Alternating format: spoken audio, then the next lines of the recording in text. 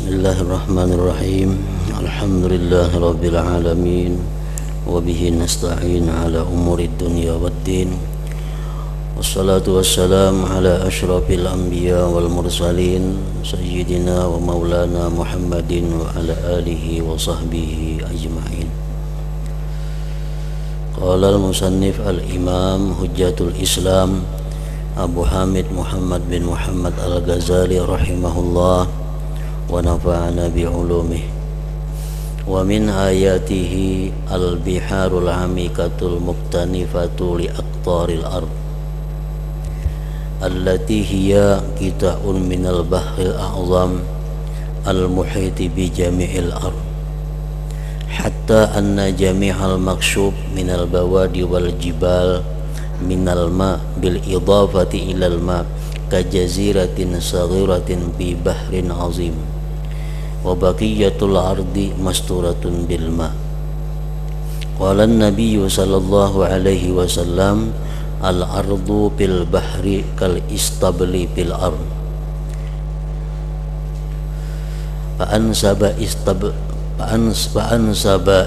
istablan ila jami'il ard wa'lam anna al-arda bil idafati ila al-bahri mithluhu wa qad syahadta ajaibal ardi wa ma fiha fata'ammal al-ana ajaibal bahr fa inna ajaiba ma fihi minal hayawan wal jawahir adha'afu ajaibi ma tushahiduhu ala wajhil ard kama anna sa'atahu adha'afu sa'atil ard ila akhirih.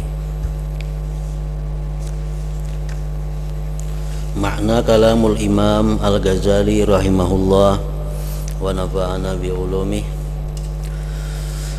Dan di antara tanda-tanda kebesaran Allah subhanahu wa ta'ala adalah lautan yang dalam yang mengelilingi semua penjuru bumi,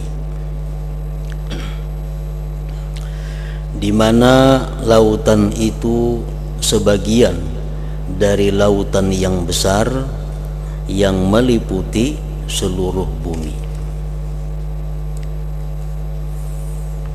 Di sini Imam Al-Ghazali mengajarkan kepada kita tentang jalan atau bahan tafakur.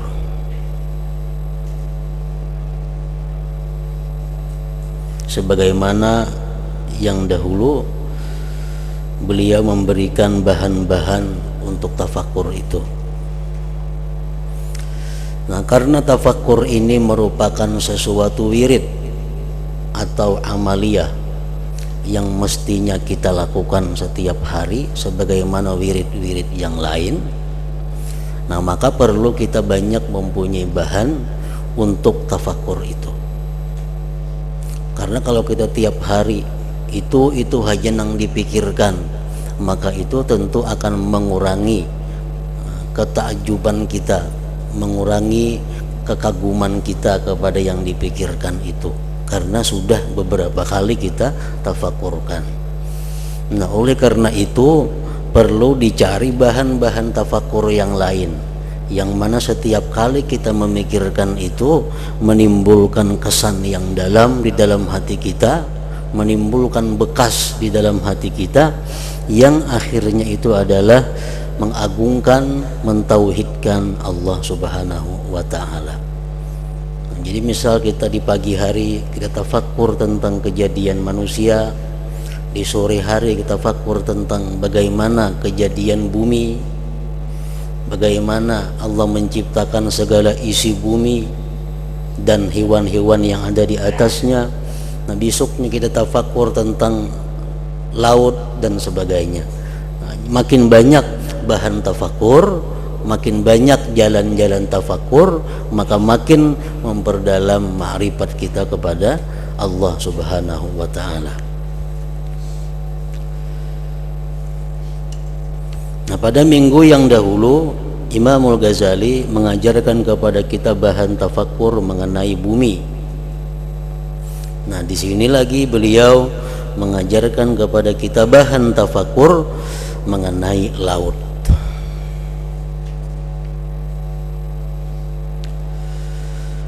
Di antara tanda-tanda kebesarannya Allah Subhanahu wa taala adalah lautan-lautan yang dalam. Berapa dalamnya laut? Ada 10 kilometer, 10 pal dalamnya laut. Ada yang 12 pal dalamnya laut.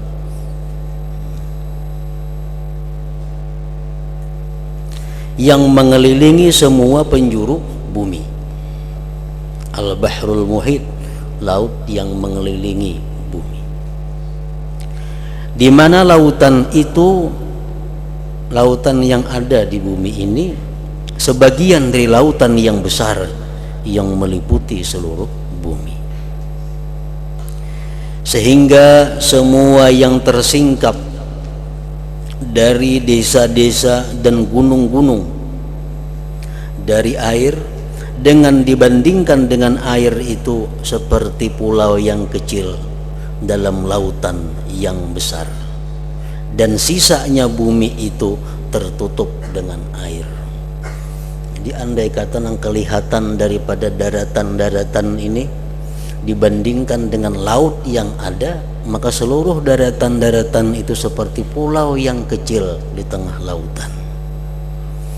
Artinya menunjukkan bahwa daratan itu lebih sedikit dibanding laut.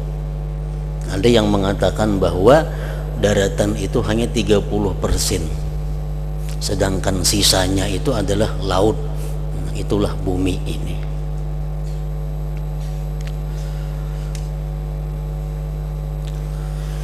Rasulullah sallallahu alaihi wasallam bersabda, al-ardu bil bahri kal istabli bil ard. Artinya bumi dalam laut itu seperti kandang dalam bumi. Maka bandingkanlah kandang itu dengan seluruh bumi, dan ketahuilah bahwa bumi dengan dibandingkan kepada laut adalah seperti itu. Misal kandang apakah? Nah, kandang, lalu sisanya nang di luar kandang. Nang dalam kandang itu laksana darat, sedangkan yang di luar kandang itu laksana laut. Jadi sedikit sekali daratan ini kalau dibanding dengan lautan.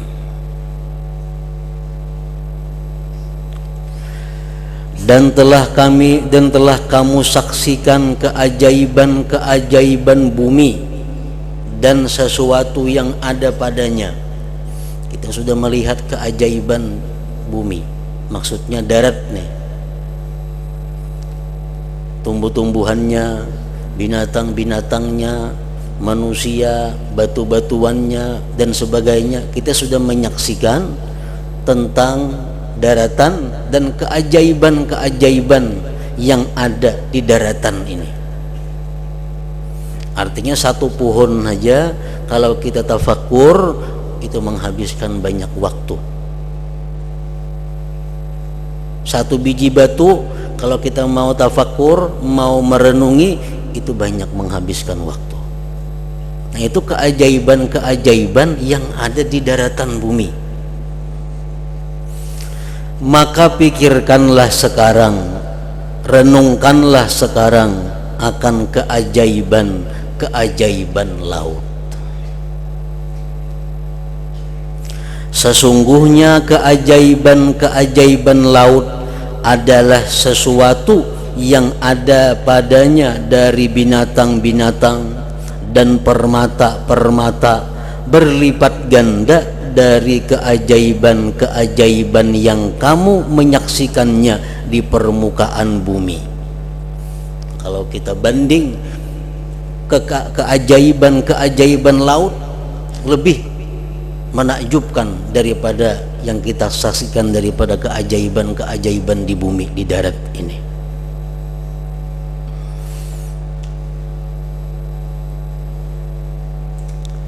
Sebagaimana bahwasanya luasnya laut adalah berlipat ganda dari luasnya bumi ini.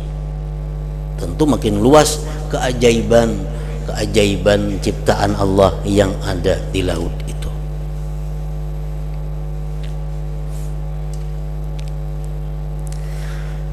Dan karena besarnya laut, di dalamnya ada binatang-binatang yang besar.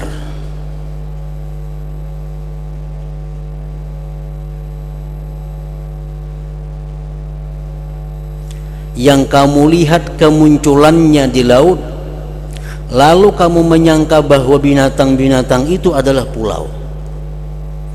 Maka penumpang-penumpang itu turun di atasnya, lalu binatang-binatang itu merasakan dengan adanya api menyala, lalu ia bergerak dan diketahui bahwa itu adalah binatang. Binatang itu ngarannya sulahfat. Sulahfat ini gandalnya mungkin kayak berapa ini ada satu sulahfat ini. Jadi orang-orang laut itu dahulunya melihat di tengah laut tuh ada semacam pulau. Di situ tumbuh rumput segala macam kayak pulau.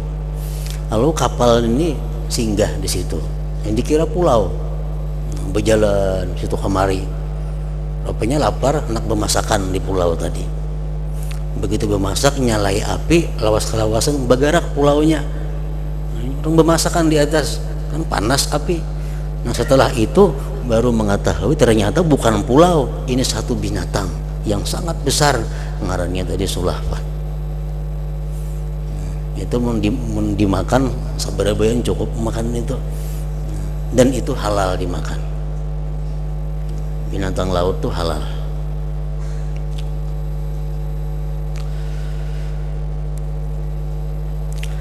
Dan karena besarnya laut, di dalamnya ada binatang-binatang yang besar yang kamu lihat kemunculannya di laut, lalu kamu menyangka bahwa binatang-binatang itu adalah pulau. Maka penumpang-penumpang itu turun di atasnya, lalu binatang-binatang itu merasakan dengan adanya api menyala, lalu ia binatang tadi bergerak dan diketahui bahwa itu adalah binatang. Dan tidaklah jenis dari jenis-jenis binatang darat, dari kuda atau burung atau sapi atau manusia, melainkan di laut ada yang seperti itu dan berlipat ganda daripadanya. Semuaan jenis binatang yang ada di darat ini ada di laut. Kuda ada kuda laut, anjing ada anjing laut, manusia ada manusia laut. Jadi apapun binatang yang ada di darat itu pasti ada di laut.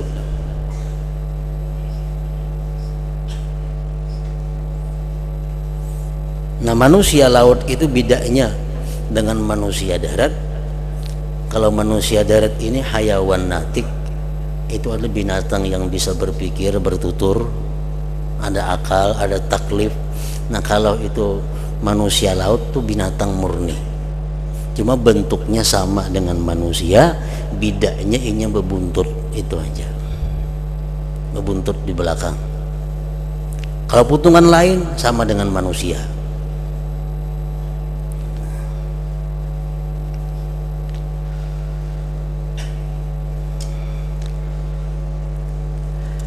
Dan tidaklah jenis dari jenis-jenis binatang darat, dari kuda atau burung atau sapi atau manusia, melainkan di laut ada yang seperti itu dan berlipat ganda daripadanya, bahkan banyak lagi. Jadi setiap binatang yang ada di darat ada di laut, tapi setiap binatang di laut belum tentu ada di darat.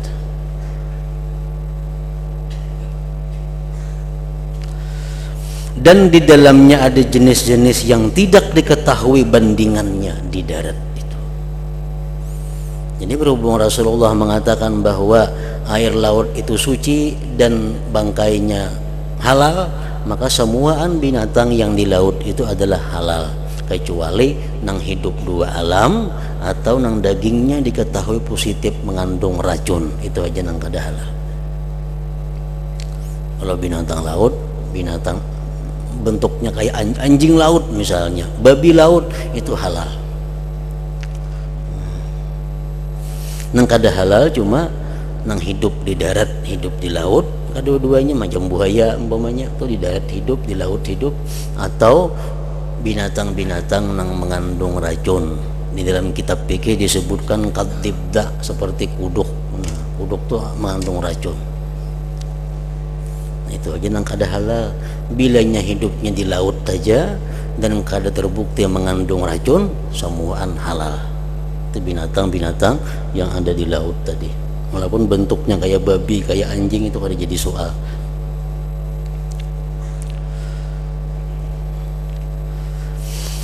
Dan telah saya sebutkan, ujar Imam Ghazali, sifat-sifatnya dalam kitab-kitab yang berjilid-jilid, dan telah dikumpulkan kaum-kaum yang memperhatikan dengan mengarungi lautan dan mengumpulkan keajaiban-keajaibannya. Artinya Imam Ghazali ada mengarang kitab yang spesial mengupas tentang keajaiban-keajaiban laut itu, dan berjilid-jilid kitabnya banyak.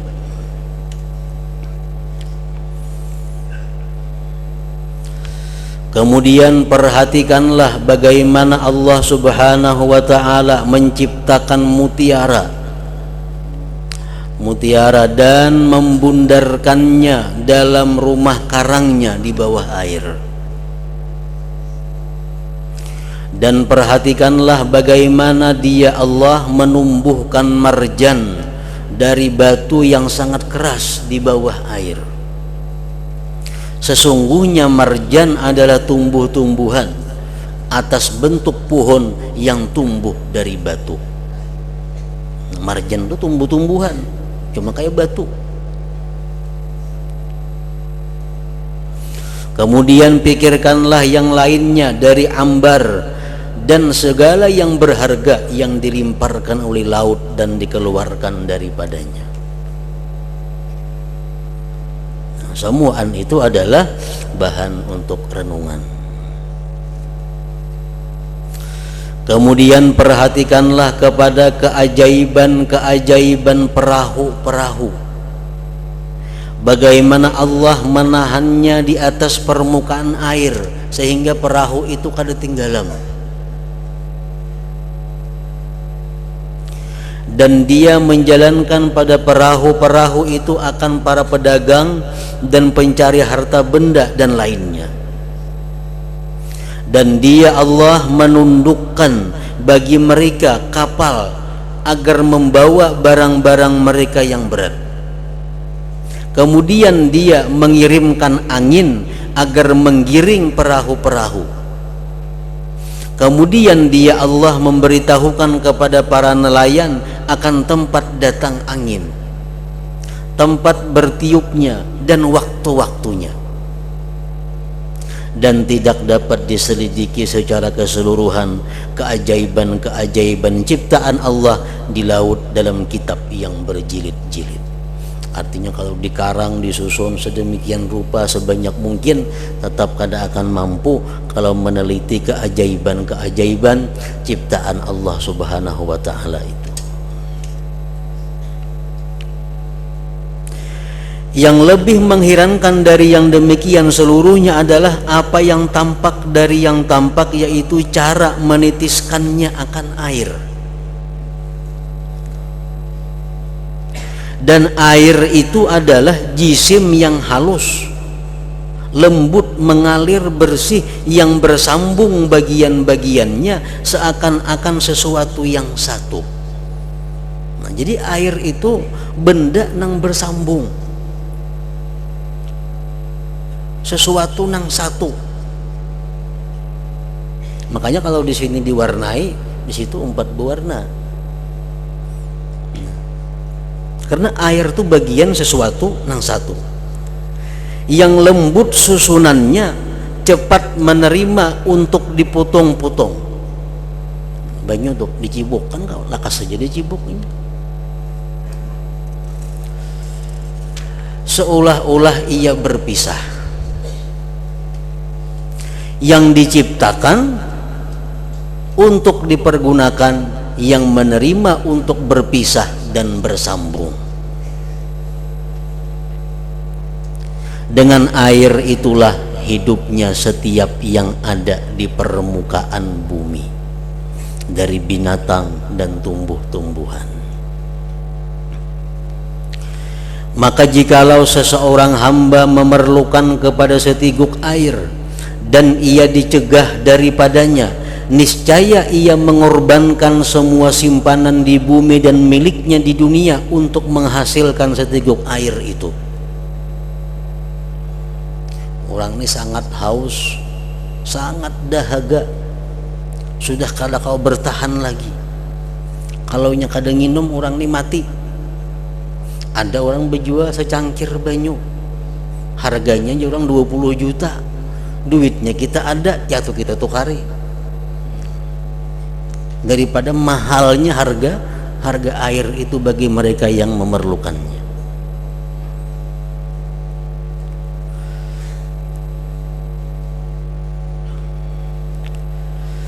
Kemudian jikalau ia meminumnya, minum secangkir banyu tadi harganya 20 juta, dan dihalangi dari mengeluarkannya, kada kau kami orang ini kada kau kami, niscaya ia mengorbankan semua simpanan-simpanan di bumi dan miliknya di dunia untuk mengeluarkannya. Orang berubat maka hanya kau kami, ubatnya itu 20 juta harganya, ya tuh kita tuh hari duitnya ada untuk mengeluarkan si air tadi pulang, masuknya 20 juta, keluarnya 20 juta, ya tuh kita hakun bayar.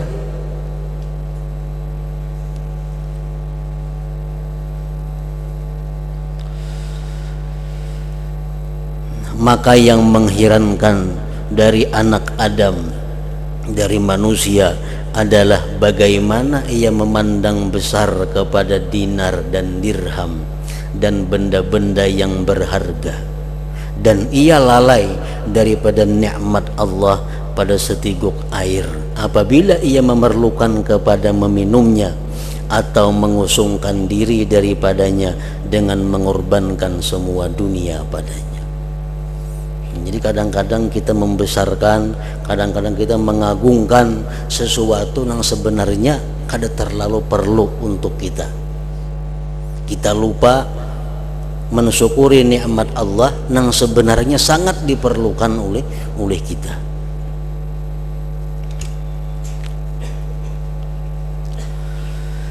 Maka pikirkanlah tentang keajaiban-keajaiban air, sungai, sumur, dan lautan, maka padanya tempat yang luas dan jalan bagi pikiran. Kalau kita mau tafakur masalah banyu aja itu sudah luas.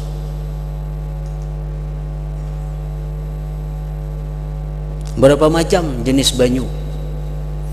Banyu sungai, ada banyu sumur, ada banyu laut, ada banyu sumber, ada banyu hujan, macam-macam jenis banyu.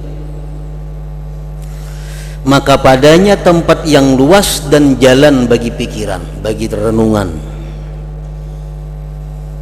Dan semua yang demikian itu adalah saksi-saksi yang jelas dan tanda-tanda yang membantu, yang mengatakan dengan lisan keadaannya, yang mengatakan dengan lisan halnya, yang menjelaskan tentang keagungan penciptaan, yang menerangkan penciptanya, yang menerangkan tentang kesempurnaan hikmahnya padanya, yang menyerukan kepada orang-orang yang mempunyai hati dengan lagu-lagunya,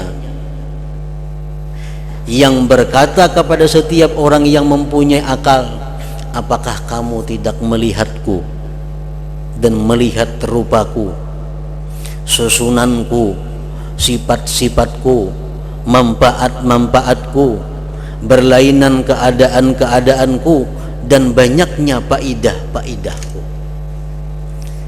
Nah, jadi si air tadi sebenarnya dia berkata dengan lisan keadaannya. Lisan itu ada dua, ada lisanul maqal ngarannya, lisanul hal, ada lisanul hal. Lisan makal itu ya suara, menbanyu itu kada bersuaranya, nang ada cuma lisan hal. Misalnya seseorang marah, inya berkata aku marah, itu ngarannya lisanul maqal. Tapi kalau inya kada bersuara aku marah tapi merangut, nah merangut tuh lisanul hal ngarannya, menunjukkan bahwa dia marah. Jadi si air ini dia dengan lisan halnya berkata, uja air liati nih aku, renungkan aku nih, liati sifat-sifatku, liati manfaat-manfaatku, liati faidah-faidahku. Nah air ini menyuruh kita, menyerukan kepada kita untuk melihat keajaiban-keajaiban si air tadi. Apakah kamu menyangka, ujar si air, bahwa aku menjadikan diriku? Apakah kamu menyangka bahwa aku ini maulah seorang diriku ini, atau diciptakan oleh seseorang dari jenisku? Nah itu air berseru seperti itu, lisanul hal. Dan bukan hanya air, setiap makhluk Allah, baik batu, baik tumbuh-tumbuhan, baik hewan, semua itu adalah berkata dengan lisan keadaannya, dengan lisan halnya. Dia berseru kepada kita, hai orang yang melihat aku, tengoklah aku, apakah aku ini ada dengan sendirinya, atau aku diciptakan oleh sesamaku, atau aku diciptakan oleh Allah Subhanahu wa ta'ala. Nah, orang-orang yang punya mata hati yang tajam, maka dia bisa mengerti dan bisa mendengar apa yang disuarakan, diungkapkan oleh makhluk Allah Subhanahu wa ta'ala tadi.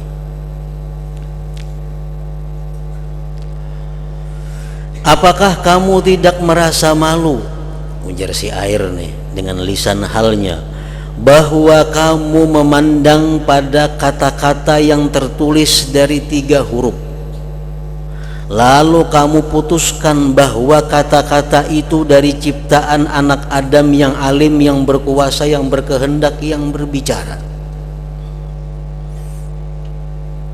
Kemudian kamu memandang kepada keajaiban-keajaiban garis-garis ketuhanan yang tertulis di atas lembaran-lembaran wajahku dengan pina ketuhanan, di mana penglihatan tidak mengetahui zatnya, gerakannya, bersambungnya dengan tempat garis itu. Kemudian hatimu terlepas dari kebesaran penciptanya. Artinya, ujar si air, ikam itu melihat ada tulisan-tulisan, maka ikam lakas saja menyimpulkan bahwa tulisan-tulisan si Fulan bin Fulan. Tapi kenapa engkau melihat tulisan-tulisan yang ada di wajahku ini kada sampai memandang bahwa itu adalah ciptaan Allah Subhanahu wa ta'ala?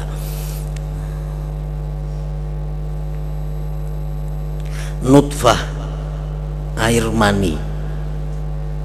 Nutfah berkata, air mani yang ada di rahim ibu, berkata kepada orang-orang yang mempunyai pendengaran dan hati, tidak kepada yang dijauhkan dari pendengaran. Ini nutfah ini menghitab orang-orang yang hatinya hidup, tidak kepada orang yang hatinya mati. Ujar nutfah tadi, kamu menduga aku dalam kegelapan perut, yang tenggelam dalam darah haid. Ikam menyangka aku ini tinggalam dalam darah haid.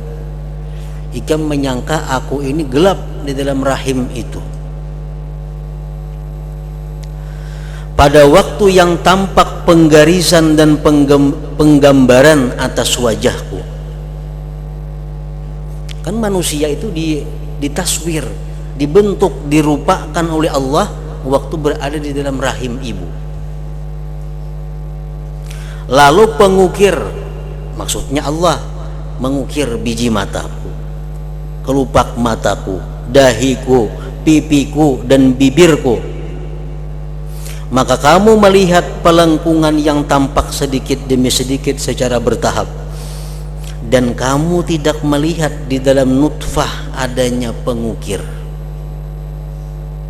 dan tidak di luarnya adalah melihat Nang dalam rahim tuh kalau kita lihat dengan satu alat, maka kita melihat perkembangan di dalam rahim itu, mulai tetes air mani jadi darah, jadi daging, kemudian berbentuk setahap demi setahap. Nah, kita melihat proses itu, tapi kita kadang melihat nang memprosesnya. Kita kadang melihat pengukirnya, kadang melihat di dalam rahim maupun di luarnya. Dan tidak ada berita daripadanya bagi ibu, bagi bapak, bagi nutfah dan bagi rahim. Dan kan ada berita, sekarang aku sudah bisa ini, kan ada. Maka apakah tidak pengukiran ini lebih mengagumkan dari apa yang kamu saksikan, yang mengukir dengan pina akan rupa yang mengagumkan, yang jikalau kamu memandang kepadanya sekali atau dua kali, niscaya kamu mengetahuinya. Maka apakah kamu mampu mempelajari jenis ini dari ukiran dan penggambaran yang merata zahir dan batinnya nutfah dan semua bagian-bagiannya dengan tanpa menyentuh kepada nutfah? Allah mengukir, membentuk itu tanpa menyentuh itu nutfah dan tanpa bersambung dengannya dari dalam maupun dari luar.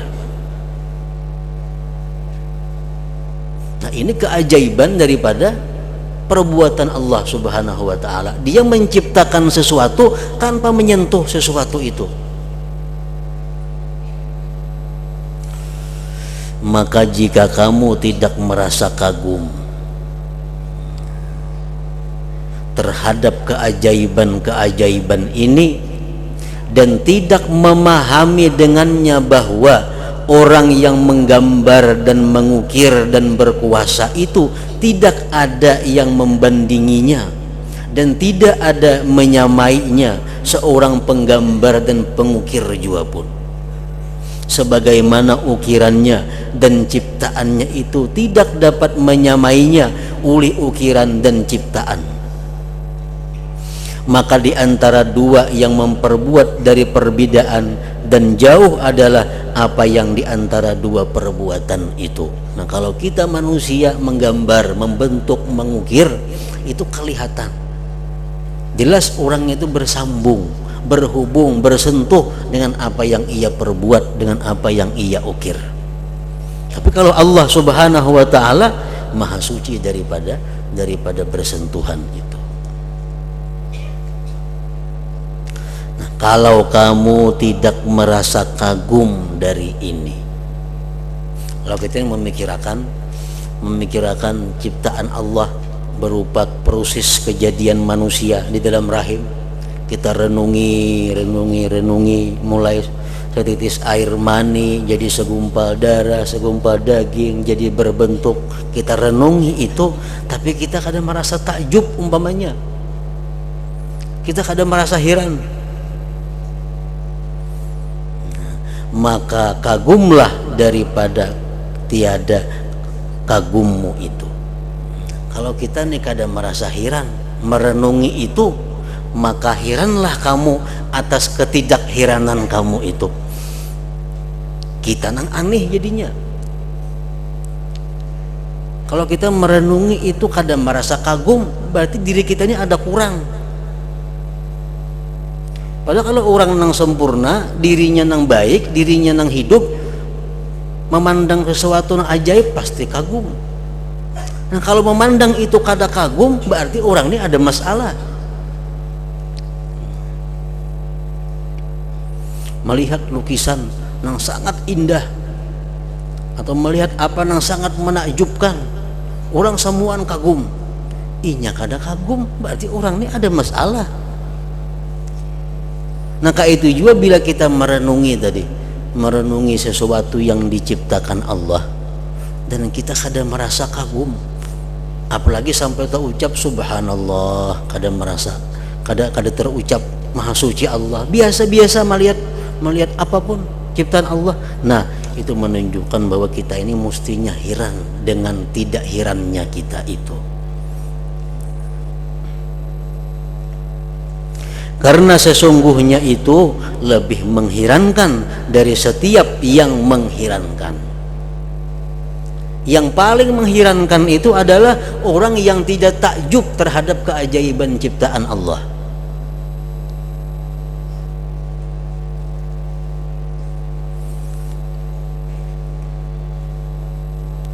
Maka sesungguhnya yang membutakan mata hatimu beserta jelasnya ini dan mencegahmu dari penerangan beserta terangnya ini adalah layak untuk kamu herankan. Barang tuh saling genalan, samuan orang melihat, inya kada melihat, ini aneh orang ini. Siang terang benderang, barangnya ganal, orang samuan melihat, inya kada melihat, aneh orang ini. Nah, berarti orang ini ada masalah di dalam matanya. Nah, sama halnya kalau ciptaan Allah seperti nutfah, seperti binatang-binatang yang ada di darat, yang ada di laut, tumbuh-tumbuhan ciptaan Allah, bagaimana tumbuhnya, perkembangannya. Nah, kalau inya kada heran melihat itu, berarti orang ini mata hatinya ada sesuatu yang mencegah daripada kagumnya dia kepada ciptaan Allah itu. Nah, dalam minggu-minggu yang telah lalu kita masih ingat bahwa penyebab sesuatu yang membuat dia tidak kagum terhadap keajaiban ciptaan Allah itu ada 10 hal. Jadi membuat kita kada kagum. Inya kagum terhadap ciptaan-ciptaan manusia. Kalau ada manusia nang melukis, nang maulah patung sangat indah, inya kagum. Wah, ulahan siapa tuh? Di mana rumahnya, kampung mananya begana. Tapi kalau melihat yang lebih indah daripada itu ciptaan Allah, inya kada merasa kagum dan kada mencari ulahan siapa itu. Nah, kalau demikian berarti orang ini ada penyakit di antara 10 macam penyakit itu. Yang pertama disebutkan dahulu, orang ini mungkin hubud dunia. Nah, orang hubud dunia pikirannya selalu dunia. Orang pikiran dunia itu apa? Menguntungkan kada lawan dunianya. Orang yang mencintai dunia, pikiran itu adalah dunia, untung kada. Nah, orang yang dikuasai hubud dunia, melihat apapun keajaiban ciptaan Allah, inya kada merasa takjub, kada merasa heran, jauh daripada mengucapkan subhanallah umpamanya. Yang kedua, mungkin penyakitnya orang ini adalah aklul haram, makan nang haram. Orang yang makan haram mengakibatkan mata hatinya rusak. Mata hati yang rusak jelas sudah kada akan melihat keajaiban ciptaan Allah Subhanahu wa ta'ala. Yang ketiga, dimungkinkan orang ini ikhwanul ghafilin. Orang ini kawannya orang-orang yang lalai. Kawan-kawan di sekitarnya orang-orang yang lalai kepada Allah. Padahal ini kada hubud dunia, padahal makanannya orang ini halal, cuma kehidupan orang ini sekelilingi oleh orang-orang yang lalai kepada Allah. Nah, membuat inya pun jadi demikian. Yang keempat, al-kibru, kesombongan. Orang yang sombong itu sangat anti mengagumi ciptaan orang lain. Itu orang sombong.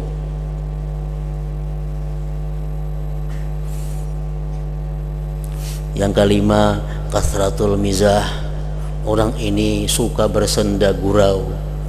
Akhirnya menganggap sesuatu itu kayak senda gurau, sehingga kada ada lagi takjub kepada keajaiban ciptaan Allah.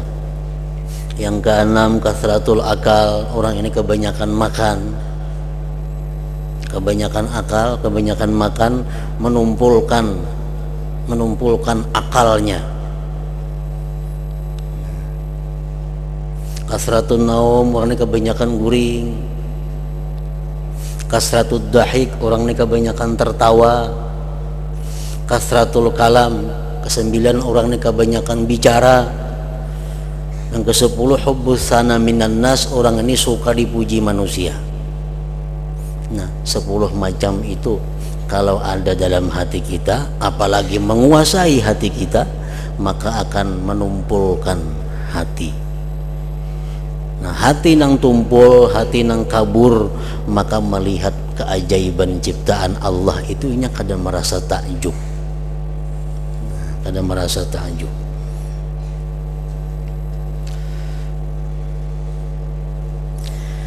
Maha suci Tuhan yang memberi petunjuk, menyesatkan. Memberi petunjuk Allah, yang menyesatkan Allah juga.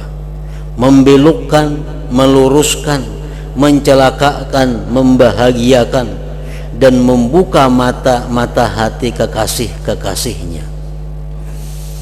Maka mereka menyaksikannya pada semua zarrah-zarrah alam dan bagian-bagiannya.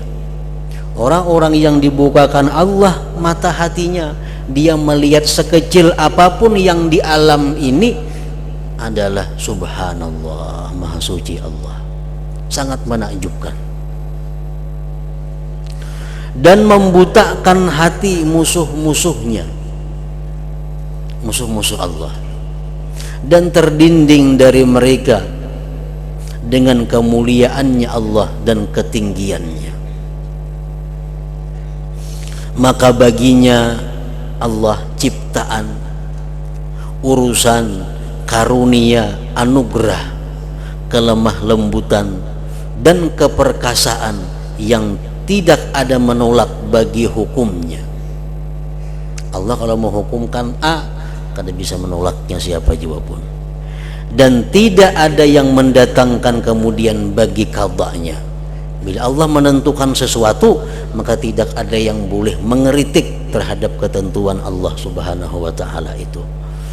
Nah, ketentuan Allah kada perlu dibahas, kada perlu dikritik, karena tidak ada seseorang pun yang bisa mengeritik atau mengiktiraf daripada apa yang sudah ditentukan oleh Allah Subhanahu wa taala. Nah, dan di antara tanda-tanda kebesarannya,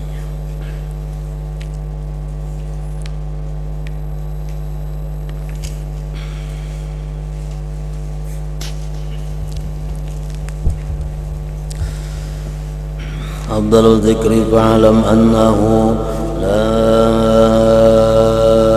ilaha illallah Muhammadur Rasulullah.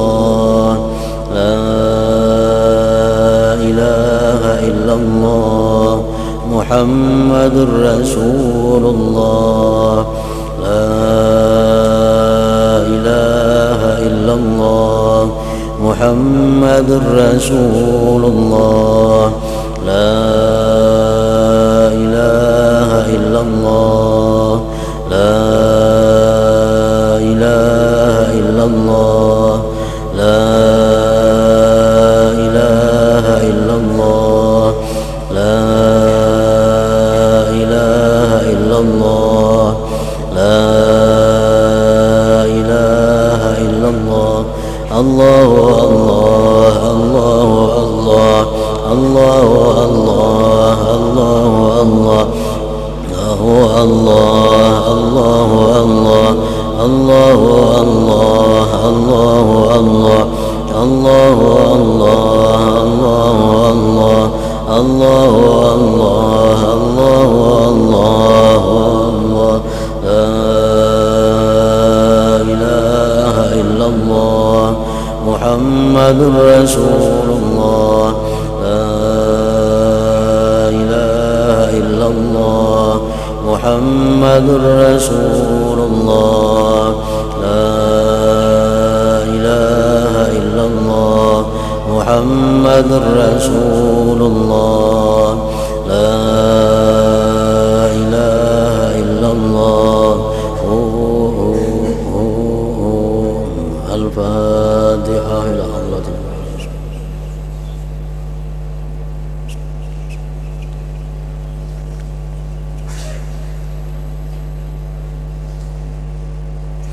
فيا يرجو منه شفاعة صلوا عليه وسلموا تسليما